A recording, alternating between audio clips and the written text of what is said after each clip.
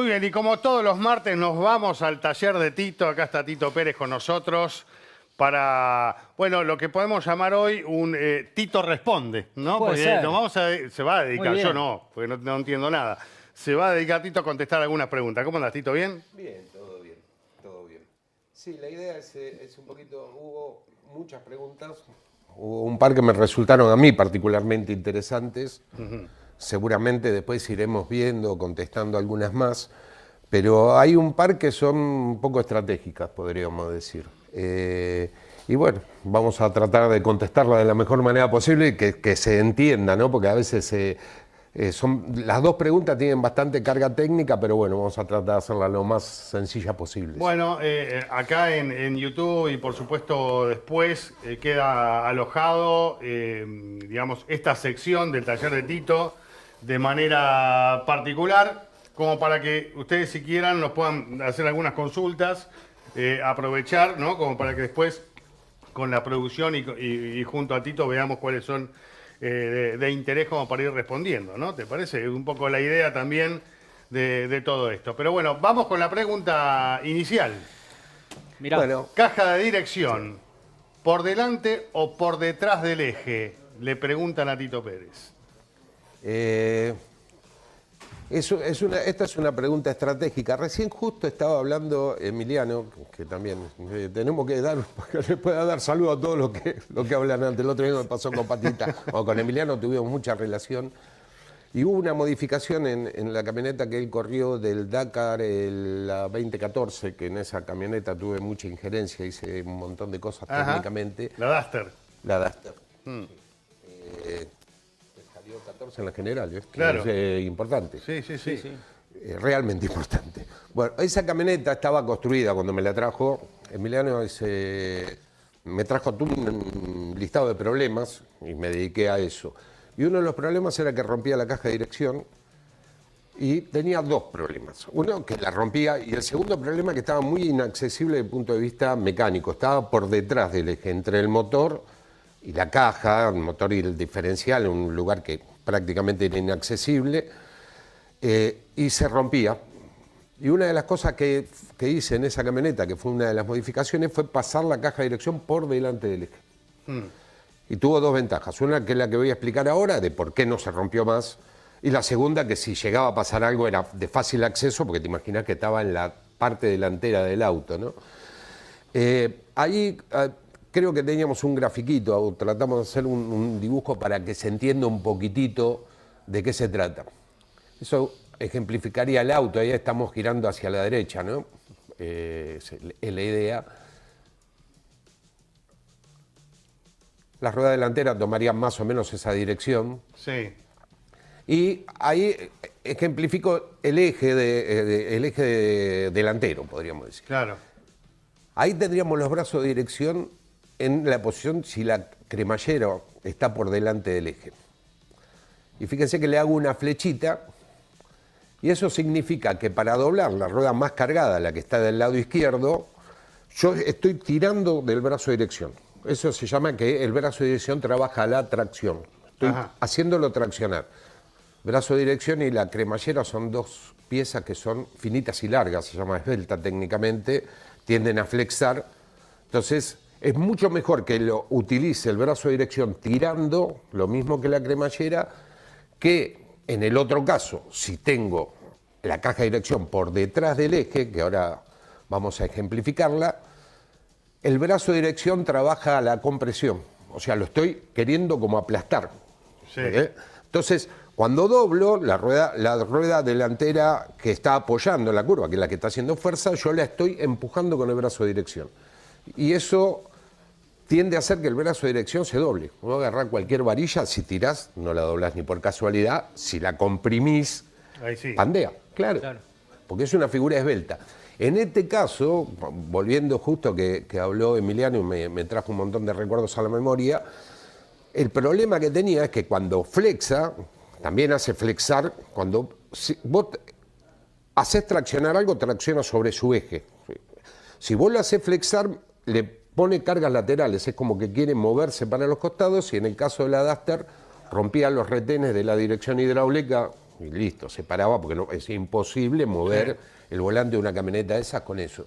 Entonces, eso lo solucionamos pasando la cremallera o caja de dirección por delante del eje y haciendo que los brazos trabajen a la tracción. Era muy bueno para, vamos a ver, en una camioneta del Dakar las fuerzas laterales en curva no son tan grandes, pero sí cuando le pegás a las piedras o venís avanzando, las ruedas se tienden a poner divergentes y hacen que tanto la cremallera como el brazo de dirección, trabajando la tracción, sea mucho más resistente, sobre todo a doblarse. Bueno, sí, súper interesante. Me imagino lo que debe ser, porque uno está acostumbrado a una plataforma, digamos, a un piso liso, ¿no? Claro. Cuando venís a los saltos, No, tenés en las piedras, en tenés las dunas. mucho impacto. La camioneta del Dakar son muy pesadas, muy pesadas.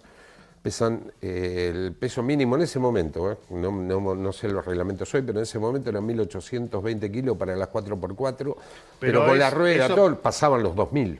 ¿Pero eso reglamentario o tiene algún motivo Peso que sea mínimo. tan pesado? No. ¿Era una cuestión de seguridad o porque por todo lo que le tenés que Por poner? todo lo que llevaba, las 4x4, los buggies 4x2 eran bastante más livianos, el peso mínimo en el reglamento, pero la realidad es que no se llega a ese peso. Cuando le pones las ruedas de auxilio, todo el equipamiento, todo lo que necesitan para algún tipo de reparación en el camino, yo qué sé, pasaban, me acuerdo en la técnica que se hizo en Tecnópolis y en la que se hizo en Rosario, me la pasé sentado al lado de la balanza a ver cuánto pesaban todos los autos y ninguno bajaba de los 2.000 kilos en lo que eran 4x4. ¿no? Ajá. Bueno, Ahí está. creo que queda también claro, ¿no? hoy me mostraron un video de los chicos que justo estaban armando un auto de turismo carretera. Sí. Ahí tenés la cremallera, un trabajo que hicieron ustedes sobre todo el montaje de un auto. Y se ve que ahí en el TC está por delante del eje. Ahora vamos de nuevo. Dale. Ahora lo mostramos de nuevo para que puedas ver ese detalle y también poder explicarlo. Es algo de lo que... Este es el que es el de Quijada. Claro, el auto de Quijada que se estrenó este fin de semana y que realmente funcionó muy bien hasta que tuvo un problema de motor, pero estuvimos, y lo pueden ver en YouTube, cómo es el proceso armado de un auto de turismo carretera. Y ahora lo vamos a ver para que justamente explique esta parte de Tito. Ahí está, a ver. Ahí está, justo están montando la cremallera. Le vuelvo a repetir, en la carga le decimos más cremallera porque es el sistema de este tipo de caja de dirección. Ahí la están montando, en este caso también está por delante del eje. En los autos de TC tenía mucho problema de dónde la ubicabas porque la tenés que hacer pasar por entre la bancada del motor si estaban de atrás. Ya hace años que se están usando así, bueno, ahí justo está el ejemplo práctico de cómo es el montaje y en este caso que está por delante del eje, tal cual. Cuando el auto dobla, estos autos sí tienen mucho eje lateral, hace mucha fuerza el auto cuando está doblando, los brazos trabajan en la tracción y se hace todo más... resiste más, no toman tanto juego los bujes de la punta de la cremallera, es todo un sistema que está con un tipo de solicitación o carga mejor que si estuviese por detrás del eje. Está como muy cerca de la zona de impacto, ¿no? Demasiado, como que vuela con facilidad. No, Hay un espacio vos igual, pensás que de ahí debe estar Sí. en la zona del frente del motor, pero después de ahí tenés el radiador, tenés sí. un canalizador de protección delantero, todo de aluminio. Si bien está expuesta, no tanto como se ve ahí que el auto está totalmente desarmado, te falta el motor, te faltan las poleas y un montón de cosas, y sobre todo tienen ese canalizador delantero de aluminio que tiene funciones de seguridad, pero ahí adentro está el radiador de agua. Hay bastante auto por delante todavía. Está bien. Bueno, después, aprovechando lo que dijiste, ahora vamos a ir con otra pregunta, pero aprovechando lo que dijiste, en algún momento vamos a hablar que no está relacionado con la competición, porque tenés que ser práctico, como vos decís, de que tener las cosas a mano, pero ¿por qué? Veía un videíto el otro día de un tipo ¿Cuál? que protestaba que tenía que cambiar la lamparita de la óptica y tenía que desarmar medio frente del auto para cambiar la lamparita. Vos sabés qué le pasó a Walter, Una a nuestro cosa que no se camarógrafo, puede el otro día. entender, Sí, sí. A Walter, a nuestro camarógrafo, le pasó eso con su auto particular. Bueno, tenía que cambiar la óptica y no... Yo entiendo que quieran que lo lleves al taller para laburar y todo, pero hacer las cosas fáciles. Sí. Sobre todo en los autos, volvemos a lo mismo, los autos modernos son fantásticos, gastan muy poco combustible, son ultra seguros y yo qué sé, pero tienen mucho de montaje, o sea, mucho de cuando lo diseñan. Vos en un auto de la década del 80 levantabas el capó y estaba el motor ahí en el medio. Claro, todo, sí. te Todo entraba mal. la No mano había por todos lados. plástico, no había nada. Era el Hoy, motor y listo. sinceramente, levantás el capó y es una tapa que no ves nada para adentro y tienen ese nivel de dificultad. Siempre hubo un dicho, podríamos decir, algunos según de qué país era lo aplicaban, decía que por los franceses y por los alemanes, ¿no? Como que se rascaban la oreja así, que como que hacen las cosas complicadas. Claro. Vos decís, ¿por qué? Pero bueno, cuando hablamos de las suspensiones, lo puse varias veces como ejemplo, hay muchas cosas que directamente cuando diseñan el auto lo piensan en la facilidad de montaje, Exacto. cuando están armando, y no está previsto que el auto se vaya a reparar. El auto empezó a tener una vida útil y nada, está diseñado para funcionar dentro de esa vida útil y después es otro problema distinto que es el mantenimiento. Claro, después arreglate. Y Bueno. sí, Vamos con la siguiente pregunta. dale. ¿Cómo se mide la rigidez torsional de un chasis? También, excelente pregunta. La rigidez es un tema, es un valor que realmente es bastante, incide bastante en la performance del auto. Y para completarlo, porque estamos hablando de un chasis, normalmente no se mide la rigidez torsional del chasis solamente, sino que se mide el conjunto del auto. Acá tenemos una imagen, aparentemente es un Fórmula SAE o algo de eso, en el cual están midiendo el auto y fíjense que lo están midiendo completo, con las suspensiones puestas. Sí. Para medirlo así, que esto lo podemos hacer para cualquier auto, el ejempleo está muy bueno porque está muy sencillo para verlo, hay que reemplazar lo que son los amortiguadores. Los amortiguadores básicamente que generalmente tienen colocado sobre sí el espiral de suspensión, hay que reemplazarlo por unas varillas fijas. Hay que hacer unos falsos amortiguadores con rótulas y se reemplazan los 4 amortiguadores por esas varillas fijas. Entonces, como trabamos la suspensión. Claro. Y después, si ahí se alcanza a ver, se monta la suspensión trasera, se le ponen unas placas y de alguna manera se le agarra a un lugar muy rígido. Podría ser directamente el piso del taller. O sea, tenemos que evitar que se mueva todo eso. Y en la parte de adelante, para que se den como una idea, le ponemos algo tipo un sub y baja. Es una palanca, una barra, tiene un pivote al medio y también agarramos las ruedas delanteras de esa palanca. Ajá. En la punta de esa palanca le están colocando un peso, que se ve ahí ejemplificado. Que del eso lado es una izquierdo. rueda, sería peso, sería una pesa, digamos, Exactamente. Sí, una pesa más o menos importante, va a depender del largo que tenga la palanca esa desde el centro hasta donde aplico la carga, hasta donde pongo la pesa. Y eso va a aplicar en el tren delantero un torque, una fuerza de torsión, una cupla, tiene varias maneras de especificarlo. Y si yo mido cuánto baja la puntita esa de la pesa, conociendo la carga, puedo decir, nada, voy a determinar el ángulo por trigonometría, cuánto se torsionó el sub y baja delantero, entre comillas, sé la carga y puedo saber el valor de rigidez torsional del auto, que generalmente la unidad es kilómetros por grado. O sea, ¿cuántos kilómetros? Que es una unidad que la voy a aplicar para el torque, ¿no? En eso medimos también cuando torqueamos las ruedas, se miden kilómetros, eso es una unidad. ¿Cuántos kilómetros le tengo que aplicar al chasis para que se deforme un grado? Generalmente no llega a deformarse un grado, si el auto es lógico, pero saco la cuenta y ya tengo un valor. Entonces digo, bueno, fantástico, la manera de medirlo es así, hay que hacer todo un dispositivo. Es importante que cuando agarramos las ruedas, ahí las masas a las 2 barras, a la fija trasera y a la móvil delantera, no sea muy rígido eso. Porque si no, es como que rigidizás la suspensión o el auto con la barra esa, tiene que tener algún grado de libertad. Hay muchos detalles de esto que es complejo para explicarlo así, pero La el barra, esquema la barra, es así. la verde que vemos ahí, decís vos, Claro. ¿esa torsiona también o no? Y si te pones, flexa también. Hay que ver la rigidez que tiene la barra y cómo lo van a medir. Lo bueno que tiene este sistema de medición es incómodo para montar el auto, todo, pero lo bueno que tiene es que si te apoyás en la punta de la barra con la mano, o uno se apoya con la mano y otro está mirando, vas a ver qué parte flexan del auto. Flexan o torsionan en el caso del chasis, pero hay muchas cosas que a veces flexan las parrillas de suspensión, porque ves cómo está agarrado el amortiguador, tiene un voladizo en la punta, entonces empezás a ver si tenés problema de torsión, lo que me dice la torsión general, pero muchas veces tenés problema de flexión en los anclajes de suspensión, entonces con este sistema se ve muy bien.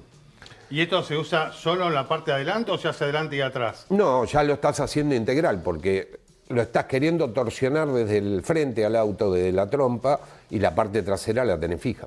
Claro. Entonces, vos le estás Si hay un problema aplicando, atrás, lo te estás sale queriendo también. retorcer Claro. de la suspensión delantera.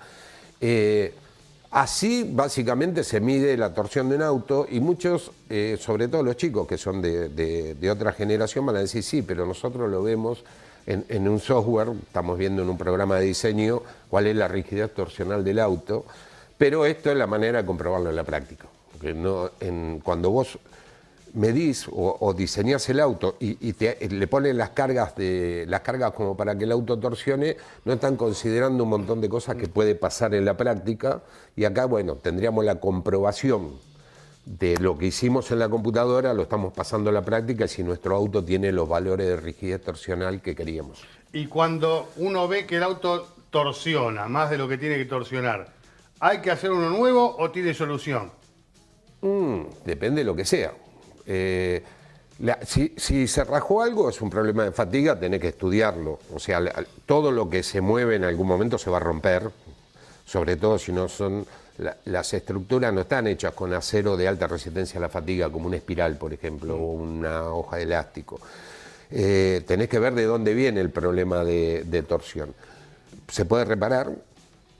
Y en este caso es un sistema que se usa casi cuando haces un auto nuevo. Cuando partiste un diseño de cero, decís, bueno, le voy a medir la torsión para corroborar si lo que hice en los cálculos con los programas de diseño realmente se trasladó a la práctica, no hubo ningún error entre el diseño y la construcción. Si ves en este sistema que lo podés mover y ves dónde se está produciendo el movimiento en sí, ves si tenés un caño fisurado o de alguna manera lo podés llegar a reparar, ¿no? Depende del caso particular de dónde esté flexando el auto. Bueno, está buenísimo, súper interesante eso. Sí. Porque, bueno, para algunos, otro debe no, ser chino, una mezcla de sí, chino con está bien, paraguayo, no, pero bueno. Yo te hice la pregunta esta porque muchas veces hemos visto a través del tiempo cómo de repente se decide, no, vamos a hacer un auto nuevo, porque no sabemos si está torsionando, si no. ¿Cuántas veces no ha pasado eso? Y no, vamos a hacer uno nuevo, si está la plata, hacemos uno nuevo y punto. Inclusive, vuelvo a lo mismo, no siempre es tema de la estructura. Hay muchas veces que flexan las parrillas de suspensión, es clásico. Por eso, y perdón, pero por otro lado vemos que como en la actualidad autos que corrieron el TC hace 10 años están corriendo en el Procar, ¿no? Y funcionan bárbaro. Y funcionan bien, Sí. ¿no? Realmente el auto está sobredimensionado, o sea, la mayoría de las estructuras. Si vos lo solucionás de la manera más sencilla posible, se llama que está estáticamente solucionado. Por ejemplo, con un solo diagonal en algunos lados. Si le pones cruces al auto, que es lo que usan casi todos los autos X, se llama hiperestático. O sea, ya es un elemento que es superabundante. Estoy hablando con la mejor terminología en estática y resistencia de materiales que puedo, pero es así, se llama superabundante. Y los autos generalmente son superabundantes. O sea, tienen las estructuras con elementos que, si los analizás desde el punto de vista estático, están de más. Está bueno el tema de la cajita de dirección, por eso me gustó mucho el tema técnico de esa pregunta. Si vos haces, no sé, todo lo que es indeformable en el plano es un triángulo. Entonces, yo tengo un cuadrado, vamos a poner el cuadrado del techo, ¿ok? Del auto. Fíjense que todos tienen un diagonal, sí, o dos, o una X. Entonces, si vos le pones un diagonal, ponele una sola diagonal, cuando torsiona para un lado, esa diagonal trabaja a estirarse, a la tracción, y para el otro a la compresión. Y los caños a la compresión, si son largos. Entonces, muchas veces ponemos elementos superabundantes para que en cualquiera de los dos casos, o sea, quiera torsionar para la izquierda o para la derecha, uno de los dos trabaja la tracción y no tengo problemas. Bueno, son cosas de diseño, vuelvo a lo mismo, en los programas hoy de diseño se puede simular todo esto, pero a veces es muy difícil simular si te flexa un anclaje de suspensión o te flexa una parrilla o si después hay coincidencia entre el diseño y la construcción, ¿no? Entonces está bueno esto. Y hay otra manera que es bastante sencilla, pero ahí es otro cantar, podríamos decir, para saber si tengo un problema en el auto. Este aparato lo tenés que tener, tenés que subir el auto, lo tenés que montar, es difícil. Pero una cosa que hacemos normalmente los talleres, o hacen normalmente los talleres de los autos de competición, es darle los pesos por rueda al auto. Inclusive se ven los boxes, vieron que cuando ustedes están en la carrera, el auto está sobre 4 balanzas. Sí. Y los mecánicos, el encargado técnico, lo que fuese, mide que los ejes, cada eje tenga el peso más parecido posible. O sea, la delantera izquierda contra la delantera derecha. Claro. Sí, pero aparte de la distribución de peso es que cada eje, las ruedas pesen parejo.